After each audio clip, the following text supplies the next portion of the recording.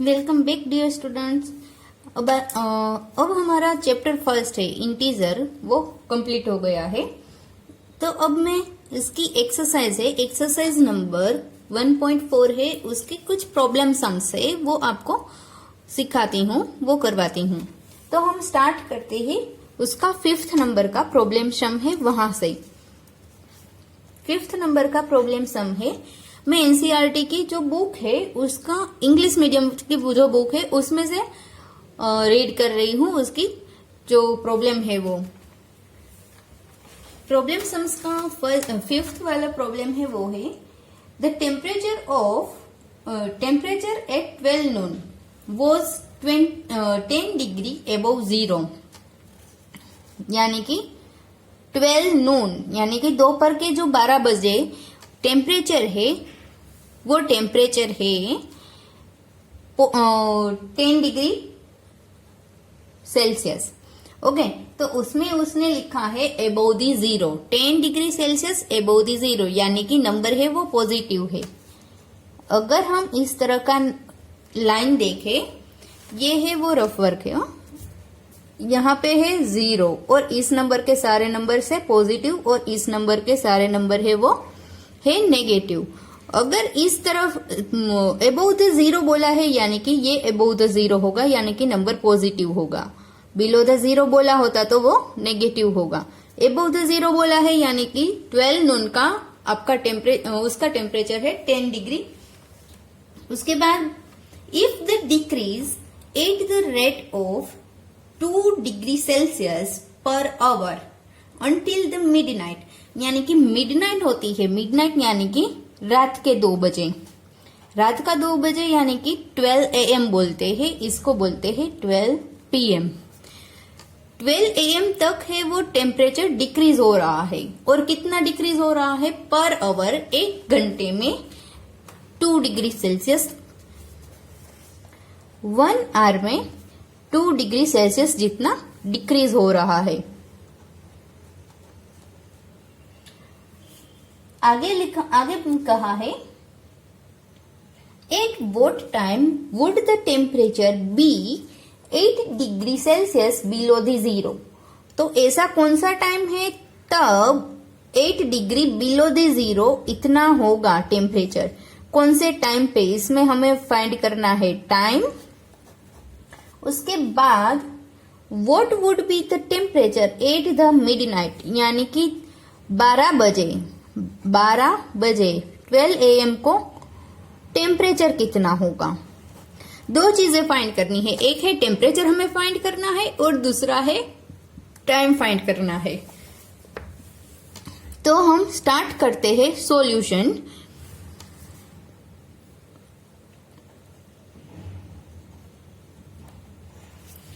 Solution start करते हैं।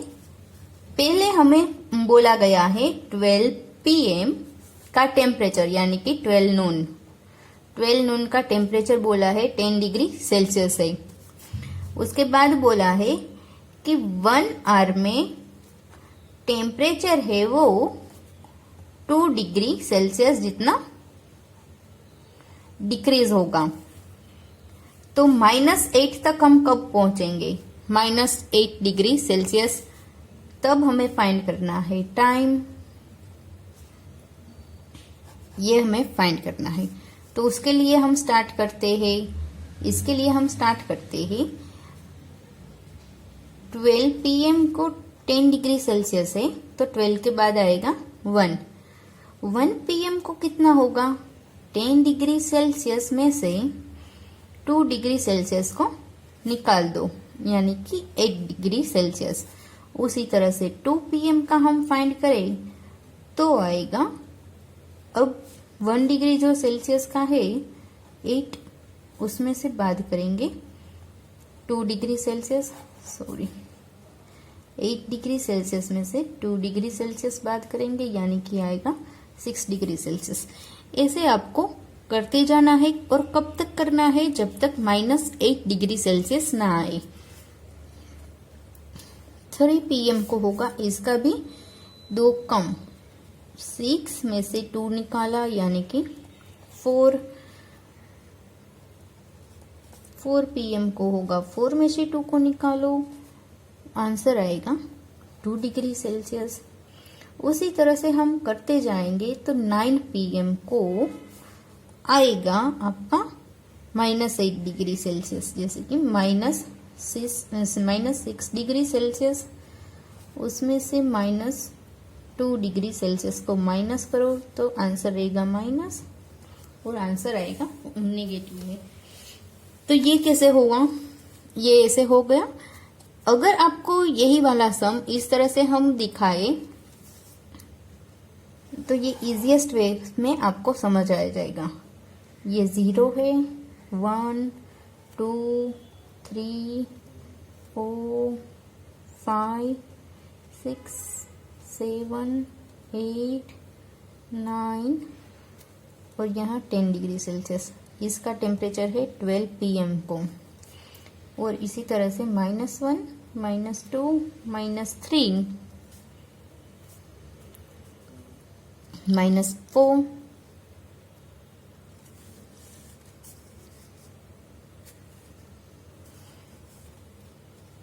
-5 -6। मैं लाइन को यहाँ तक एक्सटेंड कर देती हूँ। -7 -8 -9 तक मैंने ले लिया। ओके, अब मैं इसका टेम्परेचर कैसे फाइंड करते हैं वो बताती हूँ। ये 12 PM का है, 2 डिग्री डिक्रीज होता है, यानी कि ये 1 ये 2, 8 डिग्री होगा 1 PM को।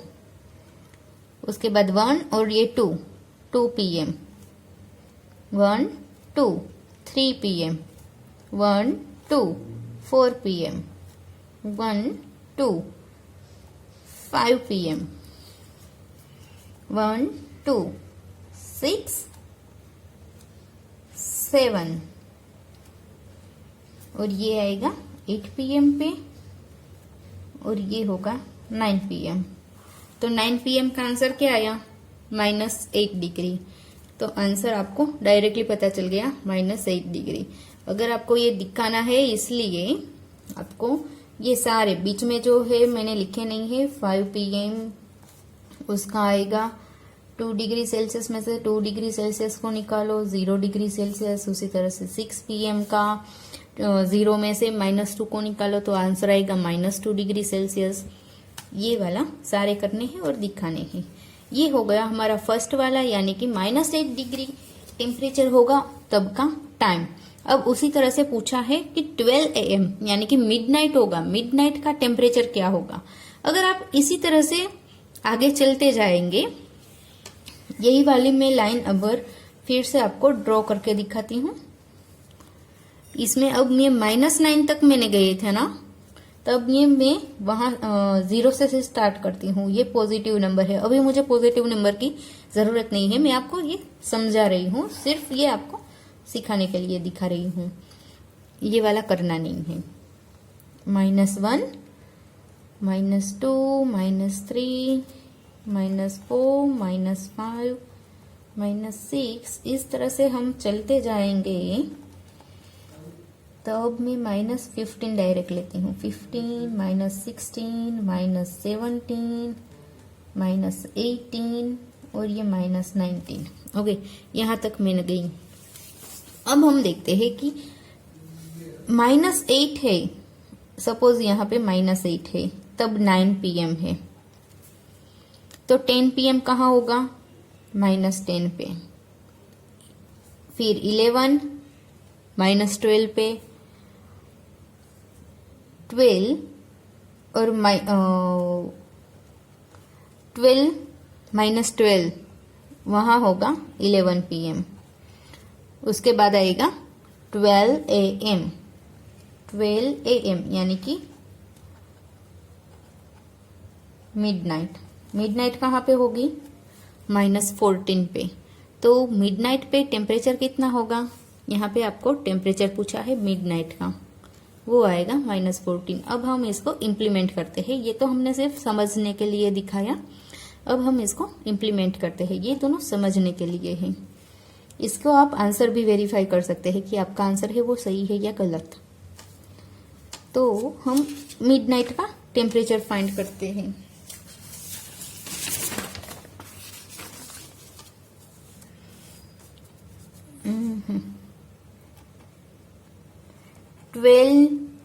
नून यानी कि 12 PM तब का टेम्परेचर है 10 डिग्री सेल्सियस और हर एक घंटे में 2 डिग्री सेल्सियस डिक्रीज हो रहा है।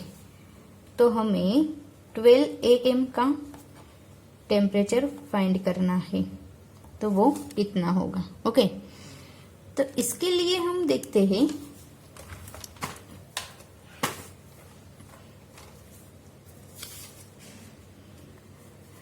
कि 12 नून से 12 AM वहां तक का डिफरेंस है, वहां तक का जो डिफरेंस है वो कितने घंटे का होगा? 12 to 12 घंटे का। हर एक घंटे में देर आर 12 आवर डिफरेंस। सो 12 में से 2 डिग्री, हर एक घंटे में 2 डिग्री सेल्सियस से वो टेम्परेचर डिक्रीज हो रहा है। हर एक घंटे में 2 डिग्री सेल्सियस टेम्परेचर है वो डिक्रीज हो रहा है। तो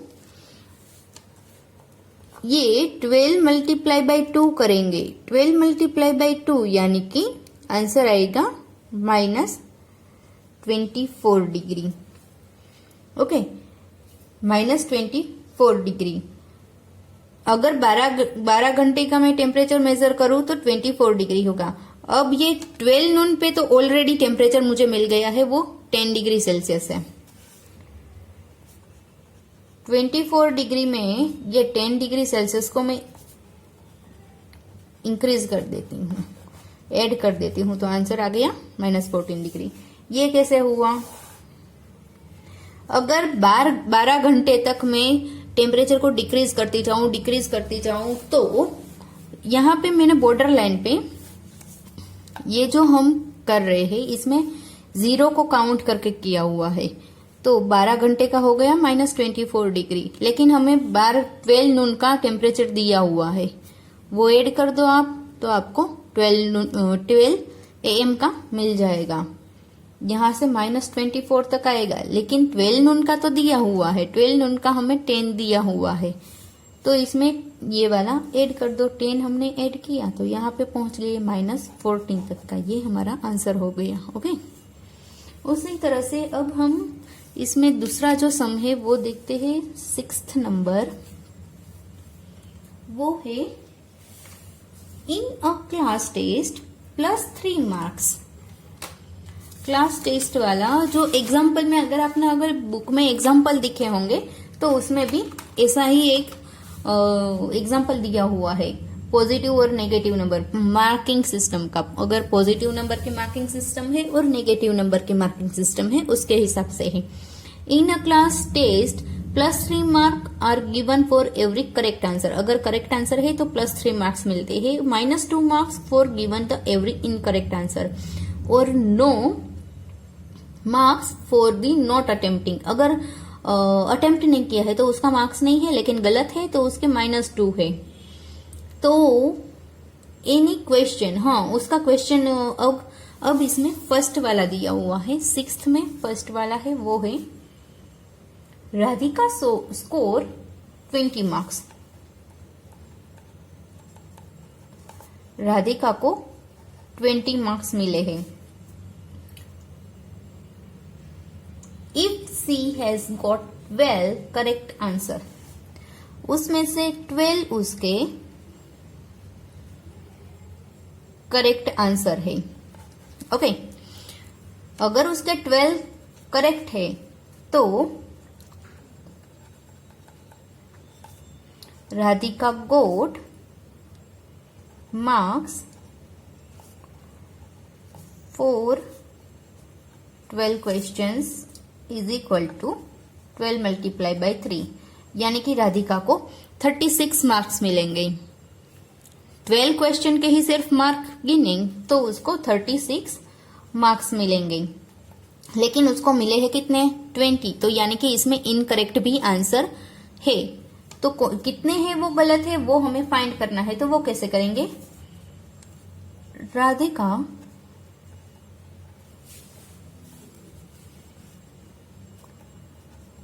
incorrect questions mark is equal to 20 marks उसने ऑब्टेंड किए हैं, उसमें से 36 को माइनस कर दो, क्योंकि उसके टोटल आए हैं कितने 20, लेकिन करेक्ट आंसर के कितने होते हैं 36 होते हैं, तो उसमें से 36 को निकाल दो। आंसर आएगा -16, यानी कि 16 मार्क है, 16 मार्क है वो उसके गलत क्वेश्चंस के मार्क है। तो 1 इनकरेक्ट आंसर है तो उसका -2 होता है, तो उसके कितने हैं 16 है। तो इनकरेक्ट, उसने इनकरेक्ट आंसर कितने दिए हैं? Incorrect questions, how many questions has be attempt incorrectly. हाँ, incorrect questions is equal to, उसके मार्क्स कितने हैं इनकरेक्ट क्वेश्चंस के 16, उसको मैं -2 से डिवाइड कर देती हूँ, यानी कि इस तरह से -16 डिवाइड बाय -2, दोनों ही नेगेटिव नंबर है, तो मुझे आंसर मिलेगा पॉजिटिव नंबर में। आंसर आएगा 8, यानी कि उसके 8 क्वेश्चन है वो इनकरेक्ट है राधिका के। ओके, ये हमारा फर्स्ट वाला उसका हो गया। अब उसका सेकंड वाला है मोहिनी स्कोर -5 मार्क। उसका मार्क्स है, मोहिनी के मार्क्स है, वो किसी स्कोर -5। हाँ, मोहिनी को मार्क मिल गए हैं, मोहिनी स्कोर -5 मार्क्स, उसके 7 करेक्ट मार्क है, करेक्ट आंसर है 7, तो करेक्ट आंसर के मार्क्स होंगे मार्क्स ऑफ करेक्ट आंसर 7 को 3 से मल्टीप्लाई करो, क्योंकि एक करेक्ट आंसर का 3 मार्क्स है। अब उसको मिले हैं -5, तो टोटल इनकरेक्ट आंसर मार्क -5 तो है, उसमें से मुझे -12 को निकालना पड़ेगा, उसको 21 को माइनस करना होगा। 21 को मैं माइनस करूंगी तब मुझे मिलेंगे उसके कितने मार्क्स इनकरेक्ट के हैं। तो हमें आंसर मिल गया -26। इतना मार्क्स है वो उसके इनकरेक्ट क्वेश्चंस के मार्क है, तो उसके कितने क्वेश्चन होंगे वो इनकरेक्ट होंगे। Incorrect questions is equal to -26, एक इनकरेक्ट का होता है 2 कट होता है, यानी कि -2, तो 26 को 2 से हम डिवाइड करेंगे, माइनस, अगर -26 को -2 से डिवाइड करेंगे तो आंसर आएगा 13 आंसर आया। ये है इनकरेक्ट क्वेश्चंस फॉर मोहिनी, ये मोहिनी के इनकरेक्ट क्वेश्चंस हैं। ओके, अब इसी तरह से 7वां क्वेश्चन है, वो है an elevator depends into a main shaft. एक एलिवेटर है वो मेन शाफ्ट पे डिपेंड है, तो उसका जो रेट है वो जो शाफ्ट में से नीचे आती है उसका रेट है वो है 6 मिनट पर मिनट 6 मीटर पर मिनट। 7th नंबर का हम देख रहे हैं। इसके लिए मैं आपको एक रफ इमेज, शाफ्ट है, इसमें ये एलिवेटर है। ओके, ये एलिवेटर है, ये है हाइट इसकी 10 फीट तक, तो ये ऑलरेडी ऊंचाई पे है 10 मीटर की। अब इसे नीचे जाना है। कहाँ तक नीचे जाना है? -350 मीटर तक इसको नीचे जाना है। ऑलरेडी ये वाला डिस्टेंस है वो 10 मीटर का तो है, तो ये नीचे जाएगी तो कितना डिस्टेंस होगा? इन दोनों का एडिशन। ये नीचे जा रहा है इसको, इसलिए यहाँ पे 10 मीटर को माइनस में लेना होगा। तो हम पहले फाइंड करेंगे। पहले हमें लिखना होगा lift is descent start for 10 meter above the ground level. Lift is already at 10 meter from the ground level.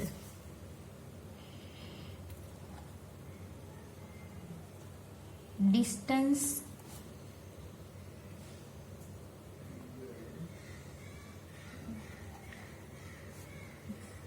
Covered by, यहाँ पे लिफ्ट की जगह एलिवेटर दिया हुआ है।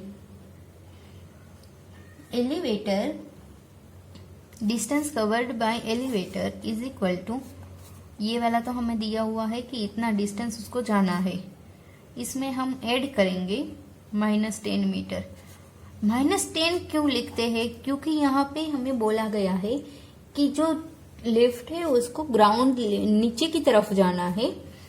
डिसेंट लिखा हुआ है, descent start from 10 metre above, उसको नीचे तक जाना है। नीचे जाना है यानी कि माइनस में लिखा है, तो उसको टोटल डिस्टेंस कितना कवर करना है? इतना कवर करना है टोटल डिस्टेंस। अब हमें दिया हुआ है कि एलिवेटर है, उसका मेन शाफ्ट है, उसका रेट क्या है? रेट है उसका 6 मीटर पर मिनट, यानी कि 1 मिनट में एलिवेटर है वो 6 मीटर डिस्टेंस कवर करती है। ओके, तो हमें डिस्टेंस दिया हुआ है 360 मीटर, तो हम यहाँ पे इस तरह से लिखेंगे 6 metre distance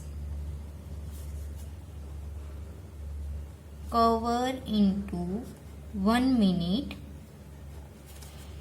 then -360 meter distance cover into how many minute? 6 metre का डिस्टेंस हमें दिया हुआ है वो इतने में कवर होता है, तो 1 मिनट में कवर होता है, तो -360 का है वो कितने में कवर होगा? ये वाला भी नीचे जा रहा है 6 मीटर, हम माइनस में काउंट करेंगे क्योंकि नीचे का डिस्टेंस बोला है इसलिए। 360 metre multiply by 1 minute,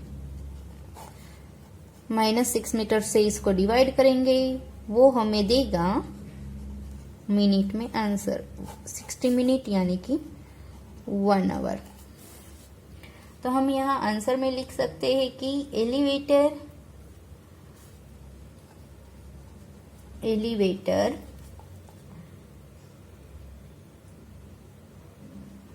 take